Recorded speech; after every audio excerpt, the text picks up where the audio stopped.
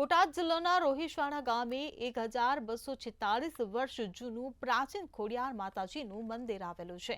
અહીં ખોડિયાર માતાજીએ તેમની 7 બહેનો અને ભાઈ સાથે પ્રગટ થયા હતા, જેથી રોહિશવાડા ખોડિયાર માતાજીનું પ્રાગટ્ય સ્થાન કહેવામાં આવે છે। હાલ અહીં ખોડિયાર માતાજીનું ભવ્ય મંદિર આવેલું છે। આ સાથે જ રોજ દેશ અને દુનિયામાંથી ભક્તો ખોડિયાર માતાજીના દર્શન માટે આવી પહોંચે છે। તેમજ રામનવમીના દિવસે ખોડિયાર માતાજીનો પ્રાગટ્ય દિવસ હોવાથી મોટો ઉત્સવ ઉજવવામાં આવે છે।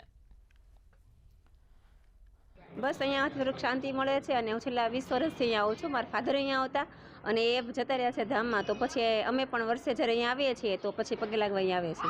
माताजीना दर्शन करवाथी आम केवी मानसिक शांति मळे के? हाँ मळे, कारण के खोडियारमा छे ए कुलदेवी छे, एनुं जन्मस्थळ अहींया छे, तो बस अहींयाथी शांति मळे छे अने जे आपणे धार्या काम होय पूरा थाय छे। माताजीनी दयाथी अमारा सगळा काम बधा पूरा माताजी करे छे।